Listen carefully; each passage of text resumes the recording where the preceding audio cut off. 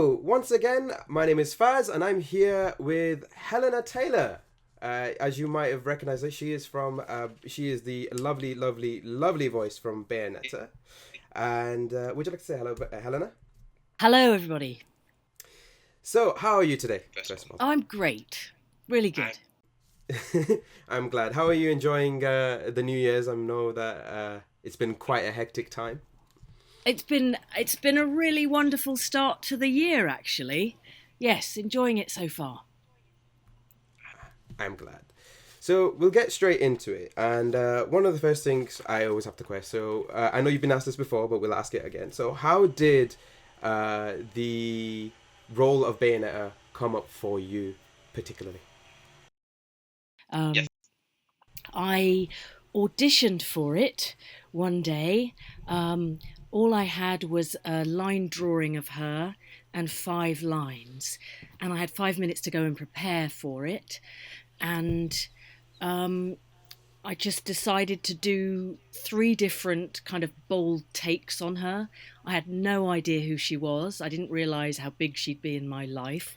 Um, and I went in and I put down the tracks and then heard I got the job, which was great. Do you happen to remember the lines? No, I don't. I don't. That's okay though. So it's been almost 10 years since the first role. 2009 was when the first game came out. Gosh, has it really?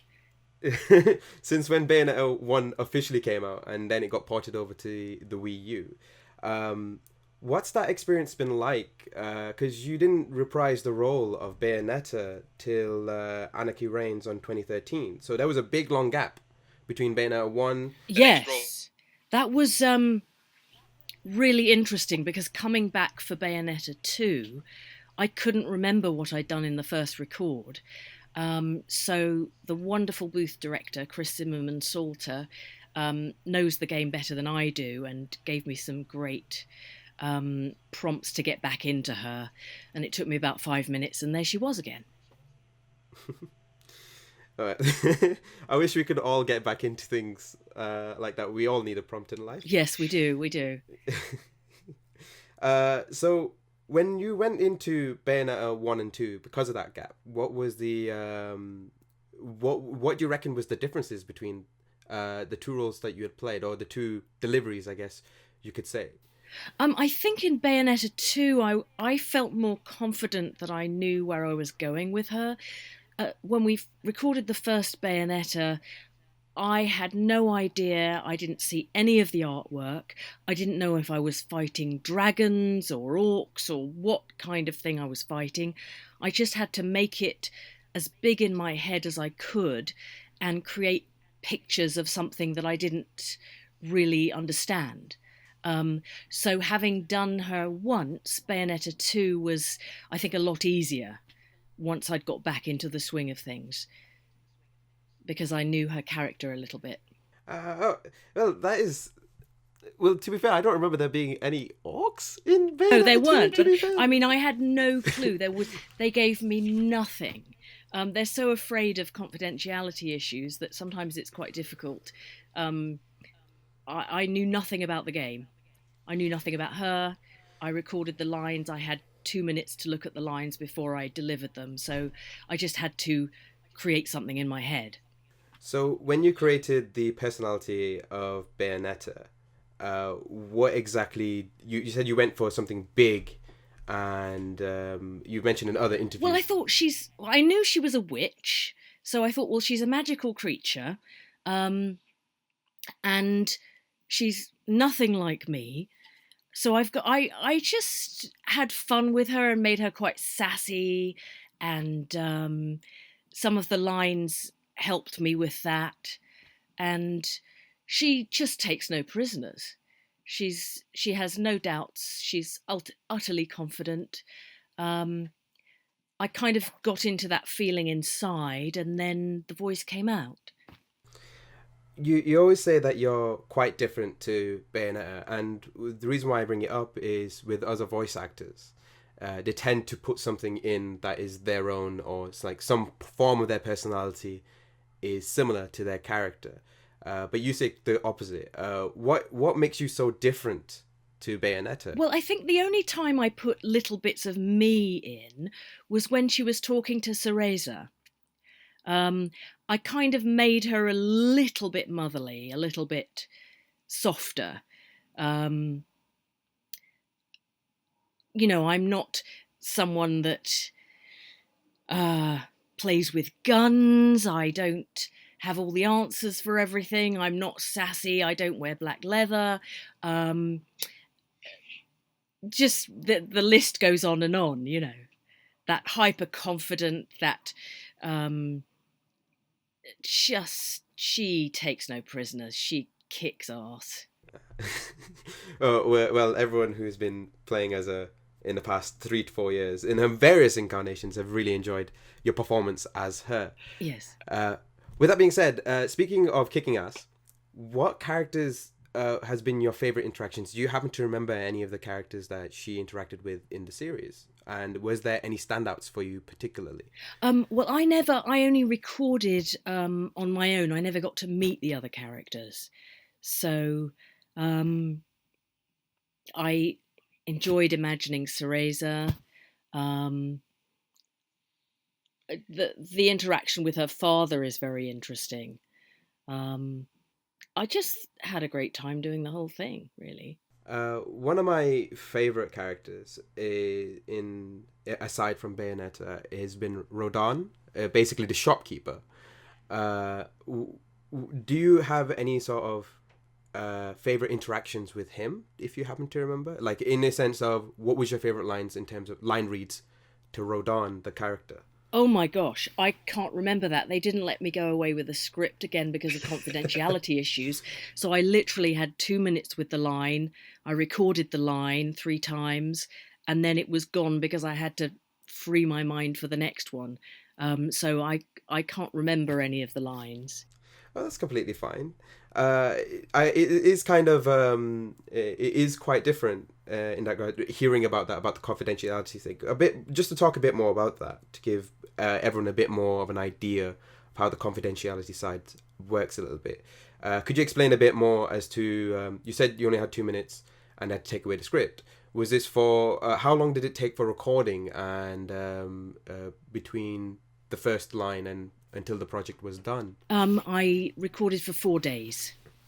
Oh wow! You did was that Bayonetta 1 and 2 or was half a day each, so four 4-hour sessions it took me. Oh wow! I didn't think. I swear Bayonetta talked more than that.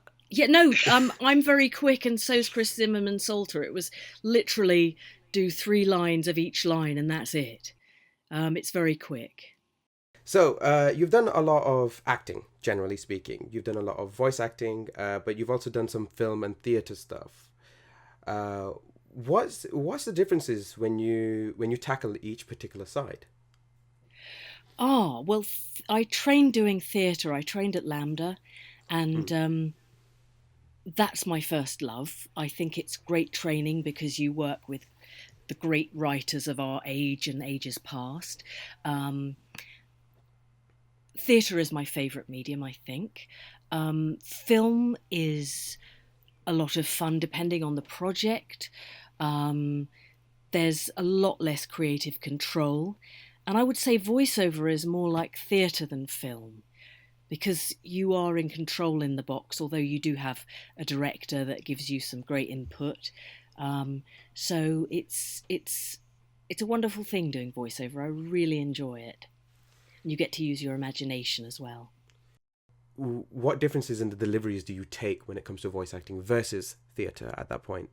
Because obviously there's a lot more imagination in voice acting, and in theatre you are given most of the character and their sort of how they're supposed to look I and would be. say there's a lot of imagination in theatre as well, but Okay. it's really the projection levels. In a theatre, for instance, if you have a 2,000 seater theatre like the Old Vic, that's very different to the intimate space of a voice booth. But in terms of the bigness of Bayonetta, I find her quite theatrical, actually. Would you reckon Bayonetta would make a great theatre actress then? if she was ever in real life, would you reckon Bayonetta would suit the theater environment? Oh yes, definitely. She'd be in her element. Let's muse this a little. What play do you reckon she would be in? Oh, I think she'd really enjoy the Scottish play. She'd like the big Shakespearean roles, or maybe Greek tragedy. That would be quite fantastic. Any specifics? I don't know if you've ever thought about this, but any specifics? Um, I think she'd quite enjoy playing somebody like Medea, or perhaps the witches in the Scottish play. I'm not sure, really. Something like that. Yes. All right. So I have some questions here from some of the fans, Oh, yes. and some of them we've heard before, and others are quite new.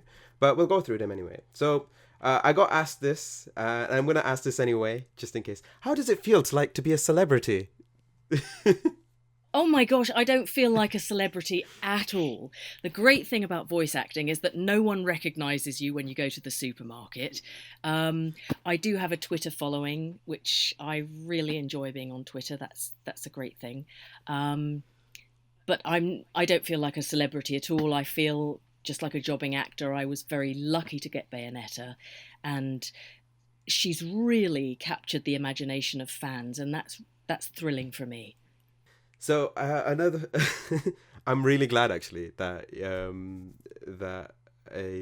you've had such a positive response to this character. With that being said, I've already asked this about how you got your role as Bayonetta, but Chaz would just like to tell you that you did an amazing job. Why, thank you.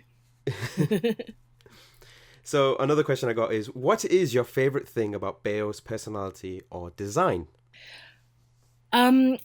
I really like her hair. Her personality. I just like her sassy, throwaway kind of nature. I like her strength, I think. Well, she. I think you described it best in the Nintendo News article where you said she's a woman's woman. I think that's probably the best way to describe her. With that being said, I got a quick question. With that being said, you are aware of both Bayonetta 1 and Bayonetta 2 designs, the differences, or at least somewhat of it. Which do you Yes. prefer? I have a bit of a... I'm probably not supposed to say that, but I have long hair myself, so I like her with long hair. Oh, okay. So for Bayonetta... Yes, that's my personal preference, yes. So your personal preference is the beehive? Yes. You heard it here, folks. Beehive is better. So next question, Jack asks, what's your opinions on the amount of weapons Bayonetta uses? I'm not sure if you are familiar with Bayonetta, but she happens to not just use guns in the series. She actually swaps around quite a lot. Are you aware of that? Yes, I think so, yes. I'm very much not into guns or swords or anything like that, but I don't really know how to answer that question. I think she sort of morphs in between them, doesn't she? Yes. Yes. And she's just really quick. She's very intelligent. She's lightning fast. I think it suits her. I think you answered the question perfectly, to be honest. So, Sam asks, if you could create your own Umbran spell, which spell? What would you call it, and how would it work? I didn't hear. If I could create my what? Your own Umbran witch spell. So, for Bayonetta, she uses Umbran spells, to control her hair, and used a variety of different summons and weapons that she has in the game. So if you had control over her powers, what sort of spell or power would you give yourself? What sort of spell or power would you give yourself? What sort of power from... So, free reign on this one. I would like I think the power of invisibility would be really exciting. Because you get to go into all sorts of different places and listen in on all sorts of interesting conversations. So I think that would be my power that I would like. All right, then. So I think we're coming up to the end of our interview. And before we go, there is something I wanted to talk about, and that is to do with Smash Brothers. So as you might remember, Bayonetta won an entire poll as being the most popular character, most voted character in Europe, to be in the Super Smash Brothers game that came out back in 2014. Yes. And finally, she had been released 2 years later in 2016. Yes. So, if you can answer, what is that feeling like that you get to share the stage, or at least your character, this character that you've built and given a voice to, shares the stage with Mario and Sonic, all these very much legacy type characters?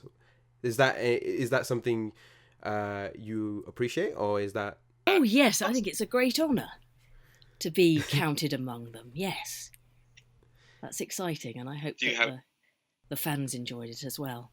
Do you have any sort of particular? Do you actually have a favorite mascot? With that being said, no, I don't. We'll just call it Bayonetta. It's fine.